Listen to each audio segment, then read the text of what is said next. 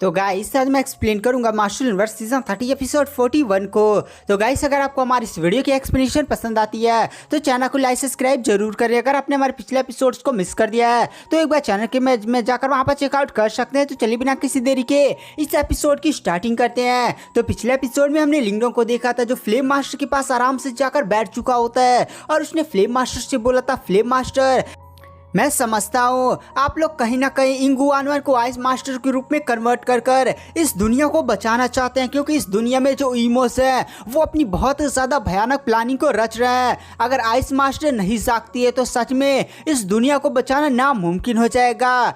तो वहाँ पर जो फ्लेम मास्टर होते हैं वो भी लिंगडोंग की तरफ देखते और कहते, लिंगडोंग मैं भी तुम्हारी भावनाओं को समझता हूँ, लेकिन तुम जितना जल्दी ये समझ जाते हो कि इंगू वानवन को आज के मास्टर के रूप में आज नहीं तो कल होना ही होगा, क्योंकि वही इस दुनिया की लास्ट होप है। हमारे मास्टर जो एंशिएंट टाइम में इतने ज़्यादा स्ट्रांग थे पर फिर भी वो उन्हें ईमो को हराने के लिए और ईमो की दुनिया का जो दरवाजा इस दुनिया में खुला था उसे बंद करने के लिए उन्होंने अपने पुनर्जन्म का बलिदान कर दिया, यानी वो पूरी तरह से इस दुनिया से खत्म हो गए और उन्हें अपनी पूरी तरह से जान देनी पड़ी। तो अगर फिर से ऐसा कुछ माहौल हो जाता है तो हमें एक नया गॉड लाइक कल्टिवेटर चाहिए, और मास्टर ने कहा था कि उस लेवल तक केवल आइस मास्टर ही पहुंच सकती है। और मैं कहीं ना कहीं चाहता हूँ कि तुम इंगू वानवन को आइस मास्टर के रूप में कन्वर्ट होने से पहले ही अपने आप को और भी ज़्यादा स्ट्रॉन्ग करने की कोशिश करोगे, लेकिन ये रास्ता काफ़ी ज़्यादा मुश्किल होने वाला है। देखो लिंगडोंग तुम हार मत माना। देखो जब मैं एंशिएंट टाइम में आइस मास्टर को देखता था कि आइस मास्टर कितने ज़्यादा स्ट्रॉन्ग है, उसके ऊपर कितने ज़्यादा भार है, तो मैंने भी सोचा था कि भाई मैं भी आइस मास्टर से ज़्यादा स्ट्रॉन्ग बनूंगा। आइस मास्टर का जो भी भार है वो मैं भी उठाऊंगा, क्योंकि आइस मास्टर से मैं कहीं ना कहीं एंशिएंट टाइम में प्यार तो करता ही था एक तरफा। बट मुझे समय के साथ ये एहसास हो गया कि जो पावर का डिफरेंस है मेरे और आइस मास्टर के बीच में वो बहुत ज़्यादा है, और मैंने होप छोड़ दी। मुझे ऐसा लगता है कि मुझे उस होप को नहीं छोड़ना चाहिए था और मुझे और भी ज़्यादा कोशिशें करनी चाहिए थी, लेकिन मैंने उस होप को छोड़ दिया।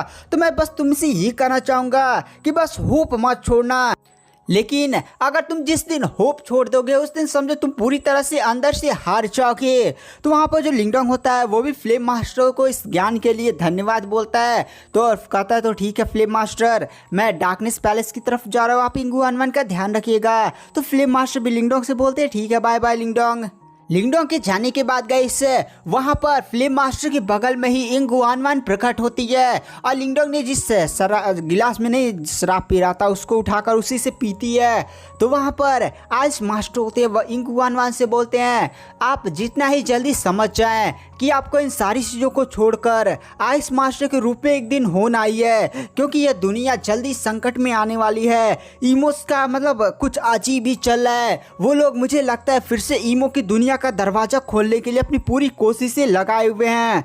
तो इंगू वानवन भी कहती है मैं समझती हूँ, और इसी के साथ गाइस हमें लिंगडोंग का सीन दिखाया जाता है जो लिंग क्यूंगसी के पास जाता है और कहता है चलो हम लोग डार्कनेस पैलेस की तरफ निकलते हैं। तो वो लिंग क्यूंगसी के साथ आराम से डार्कनेस पैलेस की तरफ निकल जाता है। दरअसल डार्कनेस पैलेस ना थोड़ा दूसरे कंट्री में था, थोड़ा सा डिस्टेंस था, और लिंगडोंग भी आराम से लिंग क्यूंगसी के साथ उड़ते हुए जाता है। आराम से 2-3 दिन आराम जंगल में उतरता, आराम से खाना बनाते हैं। मतलब अच्छा खासा है। लिंगडोंग को जल्दी तो था नहीं कि भाई चलो ज़्यादा बचाना उचाना है। लिंगडोंग भी जानता था कि उसकी बहन भी उतनी ज़्यादा खतरे में नहीं होगी, क्योंकि वह डार्कनेस पैलेस के जो सेक लीडर उसके डायरेक्ट डिसाइपल थे, उसे कुछ ऐसा वैसा तो होगा नहीं। और वो भी लिंग क्यूंगसी के साथ अकेले में जंगल की तरफ जा रहा है। तो भाई ऐसे थोड़ी ना है कि भाई जल्दी से अपने बंदी का हाथ पकड़ो भागते रहो कि चलो चलो। तो लिंग क्यूंग थोड़ा सा आराम से जंगल में उतरता है, खाना वाना लिंग क्यूंगसी के हाथों का बना के हुआ खाता है, और इतना ज़्यादा घटिया खाना बनाती है भाई। मीट भून रही थी ना, पूरा मीट ही जला देती है, लिंगडोंग को वही खिलाती है।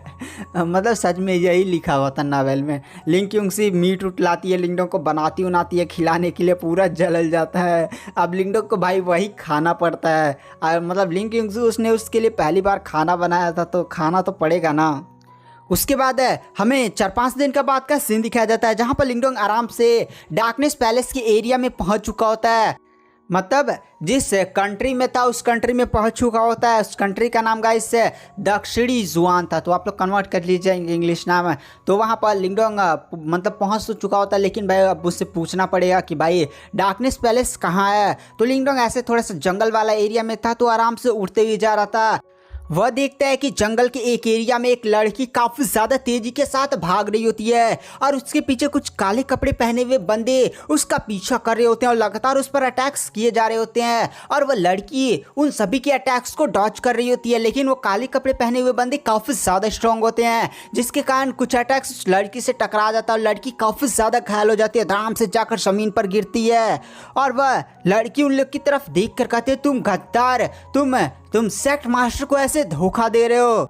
सेक्ट मास्टर को इसके बारे में आइडिया लगेगा, वो तुम्हें छोड़ेगी नहीं। वो काले कपड़े पहने हुए बंदे हंसने लगते हैं और कहते हैं वो छोटी लड़की जो अभी नई नई सेक्ट मास्टर बनी है उसको तो हम जल्दी निपटा देंगे, पहले तुम्हारा काम खत्म कर देते हैं। वो लोग उस पर एक काफी ज्यादा पावरफुल अटैक कर देते हैं। छोटी लड़की भी एकदम मरने अपनी आंखों की बंद कर लेते और कहती है गई, लेकिन अचानक से वो अटैक गायब हो जाता है। वो लड़की भी अपनी आंखें खोलकर अपने सामने देखती है, तो वहां पर लिंगडोंग और लिंक्यूंग से प्रकट हो चुके होते हैं। वहां पर जो लिंगडोंग होता है वो छोटी लड़की की तरफ देख कर कहता है, ओ छोटी लड़की तुम्हारा नाम क्या है, और चलो मैं तुम्हारी जान बचा लूंगा अगर तुम हमें डार्कनेस पैलेस तक लेकर जाओगी। तो छोटी लड़की भी लिंगडोंग को देखती है और वह देखती है कि लिंगडोंग ने इन बंदों के अटैक्स को काफ़ी ज़्यादा इसलिए ख़त्म कर दिया होता है। तो वो लड़की भी जान जाती है कि लिंगडोंग कोई बहुत ही ज़्यादा स्ट्रॉन्ग कल्टिवेटर है। तो वो लिंगडोंग से बोलती है, ठीक है सीनियर, मैं आपको डार्कनेस पैलेस तक छोड़ दूंगी, लेकिन प्लीज क्या आप मेरे बड़े भाई चैंग गुई को बचा सकते हैं। लिंगडोंग चैंग गुई का नाम सुनकर काफी ज्यादा शौक हो जाता है। और आपको याद होगा गाई के यूनिक डेविल रीजन में युआन गेट के 3 सुप्रीम एल्डर्स के साथ फाइट हुई थी, तो वहां पर उसकी छोटी बहन भी थी लिंगडोंग की। तो उस छोटी बहन को लेकर एक बंदा आया था जिसका नाम था चैंग गुई। चैंग गुई ने ही लिंगडोंग की बहन की काफी ज्यादा प्रोटेक्शन की थी, आपको याद ही है। तो लिंगडोंग भी चैंग गुई का नाम सुनकर काफी ज्यादा हिल जाता है, क्योंकि इस चैंग गुई ने उसकी बहन क्विंगटन की काफी ज्यादा बढ़िया से देखभाल की थी। तो वहाँ पर लिंगडोंग पूछता है, अच्छा तुम चैंग गुई की बहन हो क्या? तो वहाँ पर लड़की बोलती हाँ मेरा बड़ा भाई है चैंग गुई। तो वहाँ पर लिंगडोंग कहता, अच्छा वो किसी मुसीबत में है क्या? तभी पीछे से जो काले कपड़े पहने हुए बंदे थे वह कहता, अरे तुम लोग इस मैटर में पड़ने की हिम्मत कैसे करे हो? तुम लोग इतने स्ट्रांग हो क्या कि तुम हमसे पंगा ले रहे हो? हम डार्कनेस पैलेस के बंदे हैं और डार्कनेस पैलेस के बंदों के साथ पंगा, और सीधे ही वो लोग तलवारें निकाल कर लिंगडोंग और लिंक्यूंगसी पर अटैक कर देते हैं। लिंक्यूंगसी अपनी तलवार उठाती है और एक का स्लैश मारती है, सभी की बॉडी वहीं पर कट पट जाती है। तो वहाँ पर जो छोटी लड़की तो एकदम हिल जाती है कि भाई ये क्या हो गया, एक का स्वाड स्ट्राइक मारा और एक में इतने सारे बंदे जो मेरा कभी से पीछा करते सभी के सभी हिल जाते हैं। मतलब ये दोनों ही बंदे काफ़ी ज़्यादा स्ट्रांग है। तो वहाँ पर लिंगडोंग पूछता, अरे छोटी लड़की तुम ज़्यादा परेशान मत हो, और वैसे तुम अपना नाम बताओ। तो वहाँ पर छोटी लड़की बताती है, मेरा नाम मूषा है और मैं डार्कनेस पैलेस की मेंबर हूँ। तो वहाँ पर लिंगडोंग बोलता है, क्या तुम भी डार्कनेस पैलेस की मेंबर हो? और ये जो बंदे तुम्हारे पीछे पड़े हुए थे वो भी डार्कनेस पैलेस के मेंबर हैं? ये कुछ बात मेरे पल्ले नहीं पड़ी।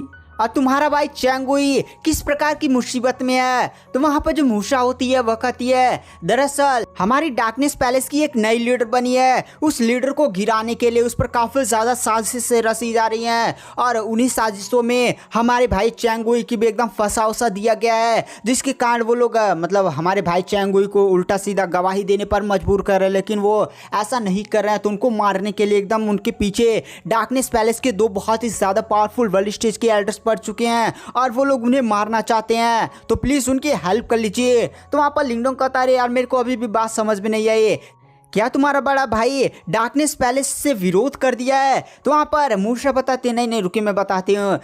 दरअसल जो हमारे पिछले सेट के लीडर थे वो अपना रीइंकार्नेशन लेवल पर ब्रेक थ्रू कर रहे थे, लेकिन वो रीइंकार्नेशन लेवल पर ब्रेक थ्रू नहीं कर पाए और उनकी मौत हो गई। मतलब जो बिजली उछली नहीं खतरनाक सा गिरती है वो उसे नहीं झेल पाया, जिसके कारण उनकी डेथ हो गई। लेकिन मरने से पहले उसने अपनी सारी कल्टीवेशन और उनके पास जो डार्कनेस पैतृक प्रतीक था वो क्विंगटन को दे दिया और क्विंगटन को नया लीडर बना दिया। लेकिन क्विंगटन अभी छोटी थी, नहीं थोड़ा सा अभी छोटी लड़की है, तो एल्डर्स वोल्डर्स से वो लोग विरोध करने लगे। मतलब पहले तो उन्होंने मान लिया कि भाई ठीक है क्विंगटन लीडर है, लेकिन अंदर से ही अंदर एकदम साजिशें रचने लगी। और जो मेरे बड़े भाई चैंग गुई हैं वो हमेशा ही लीडर क्विंगटन की प्रोटेक्शन में रहते थे, तो उन्होंने हमारी बड़े भाई चैंगुई को किडनैप उडनैप करवा लिया, उस पर दबाव डालने लगे कि लीडर पर जाओ और उन पर दबाव, उन पर झूठी जो इल्ज़ाम लगाओ कि जो पिछले लीडर थे उनको मारने के पीछे ही जो लीडर क्विंगटान है, जो छोटी लड़की लिंगडोंग की बहन है गाइस, वही लीडर बन चुकी है। तो उस पर झूठे इल्ज़ाम लगा, किसी ने कुछ छेड़खानी किया जिसकी वजह से पिछले लीडर की मौत हुई और इसने धोखाधड़ी से उनके पैतृक प्रतीक है साथ ही साथ पावर्स को हासिल कर लिया। लेकिन मेरे बड़े भाई चैंगुई ने ये इल्ज़ाम लगाने से मना कर दिया। तो जो डार्कनेस पैलेस के विरोधी एल्डर्स थे उनमें से दो बहुत ही ज़्यादा पावरफुल वर्ल्ड स्टेज के एल्डर्स है मेरे बड़े भाई चैंगुई को मारने के लिए पीछे पड़े, प्लीज़ उनकी हेल्प कर लीजिए। तो लिंगडोंग भी जैसे सुनता है कि यहाँ पर जो क्विंगटान थी उसकी बहन वो डार्कनेस पैलेस की लीडर बन चुकी है, उसे थोड़ा सा गुस्सा भी आता है क्योंकि उसके खिलाफ इतनी सारी प्लानिंग कर रहे हैं डार्कनेस पैलेस के एल्डर्स है। लिंगडोंग उन्हें छोड़ेगा नहीं। बट वहाँ पर जो लिंगक्यूंग सी वो होती है और लिंगडोंग को शांत कराती है और कहती है लिंगडोंग हमें थोड़ा सा शांत रहना चाहिए क्योंकि जो डार्कनेस पैलेस है ना उस पर एक रीइंकार्नेशन लेवल का एल्डर भी मौजूद है, जिसकी वजह से समझे डार्कनेस पैलेस इधर का सबसे ज़्यादा स्ट्रॉन्गेस्ट सेक्ट बना हुआ है। तो लिंगडोंग भी बोलता है क्या हुआ, बस रीइंकार्नेशन लेवल का ही वो एल्डर है ना। और गाइस हमारे लिंगडोंग की मेंटल पावर ही रीइंकार्नेशन लेवल तक पहुंच चुकी है और लिंगडोंग के पास दो पैतृक प्रतीक भी है। और आपको याद होगा उसने युआन गेट के बैटल में कितनी ज़्यादा भयानक पावर्स को शो किया था। तो अभी लिंगडोंग इन सभी को तोड़ेगा, मजा तो आएगा ही। उसके बाद लिंगडोंग बोलता है मूशा चलो बताओ तुम्हारा जो बड़ा भाई चैंगुई है वो किस एरिया में है। तो मूशा तुरंत इशारे देती है कि उधर। उसके बाद गाइस हमें एक जंगल के एरिया में सीन दिखा है जहाँ पर सैकड़ों से एक बंदे को कैद कर काफ़ी ज़्यादा घायल कर दिया गया होता है। गाइस ये चैंगुई होता है और यहाँ पर बहुत सारे डार्कनेस पैलेस के विरोधी एल्डर्स और दो पावरफुल वर्ल्ड स्टेज के एल्डर्स मौजूद थे, जिनमें से एक वर्ल्ड स्टेज का पावरफुल एल्डर बोलता है चैंगुई देखो हम तुम्हें मारना नहीं चाहते, तुम डार्कनेस पैलेस के बहुत ही ज़्यादा टैलेंटेड बंदे हो, तो हम ऐसे डार्कनेस पैलेस के टैलेंट को ख़त्म नहीं करना चाहते। तुम बस जाओ और डार्कनेस पैलेस के जो लीडर क्विंगटान है उसके खिलाफ गवाही दो कि पिछले जो लीडर थे उनकी मौत में क्विंगटान का ही आता। क्विंगटान ने कुछ डेमोनिक तरीके का यूज़ करते हुए पिछले जो हमारे सेक्ट लीडर थे उनके कल्टीवेशन और लेवल अप में बाधा डाली थी, जिसकी वजह से उनकी डेथ हो गई और उसने धोखाधड़ी से उनके पैतृक प्रतीक और कल्टीवेशन को हथिया लिया। तो हम तुम्हें छोड़ देंगे। तो गाइस आज की वीडियो की एक्सप्लेनेशन को यहीं पर एंड कर देते हैं। वीडियो पसंद आए तो चैनल को लाइक सब्सक्राइब जरूर करें। मैं नेक्स्ट एपिसोड जल्दी अपने चैनल पर अपलोड कर दूंगा। Thank you, bye bye.